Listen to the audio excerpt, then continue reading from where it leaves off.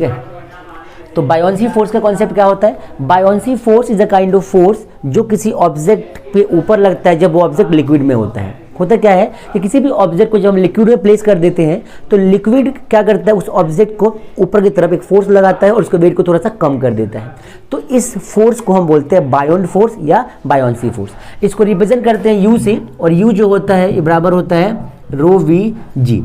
We क्या होता है वो कि कोई मटेरियल है, मान के चलो हमारे पास, ठीक है, इस तरीके से, और यहाँ पे एक मटेरियल हमने रख दिया एम मास का, तो इस मटेरियल के ऊपर क्या लगेगा, एक ऊपर की तरफ फोर्स लगेगा, ये फोर्स हो जाएगा बायोंसी फोर्स। ठीक है। तो V होता है कि कितने वॉल्यूम में ऑब्जेक्ट रखा है, रो होता है डेंसिटी, और G क्या होती है ग्रेविटी। तो इन तीनों के मिलने से बनता है बायोंट फोर्स, और बायोंट फोर्स का मतलब होता है कि लिक्विड के थ्रू किसी ऑब्जेक्ट पर लगने वाला फोर्स जो कि ऊपर की तरफ लगे और लिक्विड के वेट को कम कर दे। बात समझ में आ गई सबको?